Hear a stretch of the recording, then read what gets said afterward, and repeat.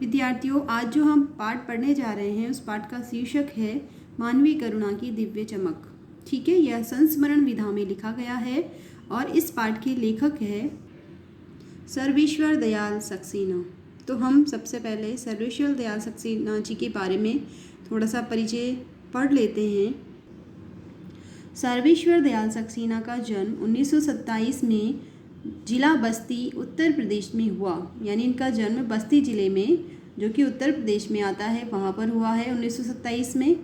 उनकी उच्च शिक्षा इलाहाबाद विश्वविद्यालय से हुई। यानी कि इनकी जो कॉलेज की शिक्षा है वो इलाहाबाद से हुई। ठीक है, वे अध्यापक, आकाशवाणी में सहायक प्रोड्यूसर, दिनमान में उपसंपादक और पराग के संपादक रहे हैं।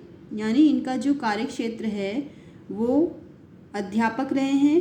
ठीक है, और आकाशवाणी जो दूरदर्शन जो रेडियो पे आता है आकाशवाणी, ठीक है, आकाशवाणी में ये सहायक प्रोड्यूसर रहे हैं।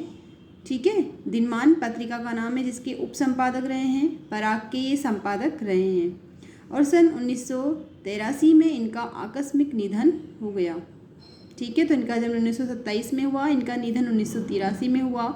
जन्म इनका बस्ती जिला उत्तर प्रदेश में हुआ। इनकी उच्च शिक्षा इलाहाबाद विश्वविद्यालय से हुई। ये अध्यापक रहे, आकाशवाणी में सहायक प्रोड्यूसर रहे और दिनमान के उपसंपादक और पराग के संपादक रहे। आगे देखते हैं हम।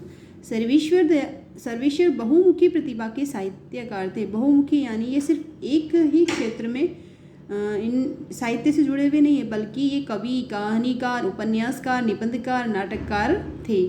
ठीक है, सर्वेश्वर की प्रमुख कृतियां हैं, इनकी प्रमुख रचनाएं हैं काठ की घंटियां, कुआनो नदी, जंगल का दर्द, खूंटियों पर टंगे लोग, कविता संग्रह, पागल कुत्तों का मसीहा, सोया हुआ जल, ये इनके उपन्यास है। लड़ाई कहानी संग्रह है। बकरी इनका नाटक है। भो भो खो खो, बतूता का जूता, लाख की नाक बाल साहित्य है। चर्चे और चरखे इनके लेखों का संग्रह है। यानी इन्होंने लेख लिखे हैं चर्चे और चरखे नाम से, जिसमें बहुत सारे लेखों का संग्रह है। खूंटियों पर टंगे लोग पर इन्हें साहित्य अकादमी का पुरस्कार मिला है। जिस वर्ष में 1983 में इनका निधन हुआ, उसी वर्ष इन्हें साहित्य अकादमी का पुरस्कार भी मिला था।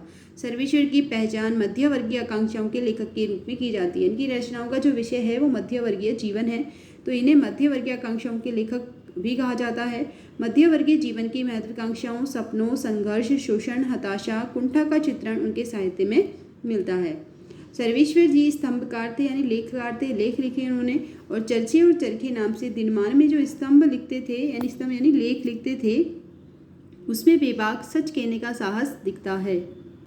उनकी अभिव्यक्ति में सहजता और स्वाभाविकता है। तो इनकी रचनाओं का जो विषय है वो मध्यम वर्गीय जीवन को लेकर है। ठीक है, अब एक बार हम संक्षिप्त में परिचय देख लेते हैं। तो 1927 बस्ती जिला यूपी में इनका जन्म हुआ है। इनका आकस्मिक निधन 1983 में हुआ है। कार्यक्षेत्र जो है वह अध्यापक, आकाशवाणी में सहायक प्रोड्यूसर, दिनमान के उपसंपादक, पराग के संपादक, बहुमुखी प्रतिभा के साहित्यकार रहे हैं। कहानीकार, उपन्यासकार, नाटककार, निबंधकार के रूप में प्रसिद्ध हुए हैं। खूंटियों पर टंगे लोग पर इन्हें साहित्य अकादमी पुरस्कार भी प्राप्त हुआ है। अब हम पाठ परिचय देखते हैं। ठीक है, संस्मरण स्मृतियों से बनता है। संस्मरण विधा में लिखा गया। और संस्मरण किससे बनता है? स्मृतियों से। स्मृति यानी याद से, और स्मृतियों की विश्वसनीयता उसे महत्वपूर्ण बनाती है। यानी स्मृतियाँ विश्वास करने के योग्य हो तभी संस्मरण क्या बनता है? महत्वपूर्ण बनता है। फादर कामिल बुल्के पर लिखा सर्वेश्वर का यह संस्मरण इस कसौटी पर खरा उतरता है। यानी ये जो संस्मरण है वो किस पर लिखा गया है? फादर कामिल बुल्के पर लिखा गया है। ठीक है, और ये कौन सी कसौटी पर उतरता है कि यह जो इसमें स्मृतियाँ जो यादें दी गई है वो विश्वसनीय है। अपने को भारतीय कहने वाले फादर बुल्के जन्मे तो बेल्जियम यूरोप के रेम्सचेपल शहर में। यानी इनका जन्म कहाँ पर हुआ? रेम्सचेपल शहर में, जो कि बेल्जियम देश में है और यूरोप महाद्वीप में पड़ता है। शहर में जो गिरजों, पादरियों, धर्मगुरुओं और संतों की भूमि कही जाती है, परंतु उन्होंने अपनी कर्म भूमि बनाया भारत को। लेकिन उनका जो कार्यक्षेत्र है, कर्म भूमि है, वो भारत है। जन्म इनका रेम्सचेपल शहर बेल्जियम में हुआ है। फादर बुल्के एक सन्यासी थे, परंतु पारंपरिक अर्थ में नहीं। इसका क्या मतलब है कि वे एक सन्यासी थे। सन्यासी का जो व्यवहार होता है, आचरण होता है, वो उनमें भरपूर था, बट वे ऊपरी तौर पर, यानी उनकी जो वेशभूषा थी वो भी लगभग एक पादरी जैसी थी। लेकिन जिस तरह सन्यासी गृहस्थी को त्याग देता है, तो उन्होंने गृहस्थी को त्यागा नहीं था।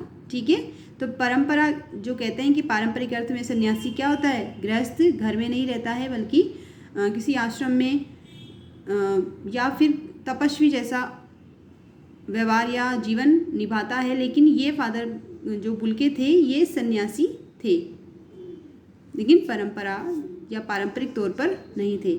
सर्वेश्वर का फादर बुल्के से अंतरंग संबंध था, यानी लेखक का फादर बुल्के से मन से, अंतरंग से, आत्मा से संबंध था, जिसकी झलक हमें संस्मरण में मिलती है। लेखक का मानना है कि जब तक राम कथा है इस विदेशी भारतीय साधु को याद किया जाएगा तथा उन्हें हिंदी भाषा और बोलियों की अगाध प्रेम का उदाहरण माना जाएगा। इन्होंने राम कथा उत्पत्ति और विकास एक पुस्तक लिखी है। तो लेखक कह रहे हैं कि इसलिए कह रहे हैं कि राम कथा जब तक रहेगी तब तक इन्हें फादर कामिल बुल्के को क्या किया जाएगा, याद किया जाएगा। ठीक है, तो ये हमारा पाठ जो है मानवीय करुणा की दिव्य चमक, ये संस्मरण है और फादर कामिल बुल्के पर लिखा गया है।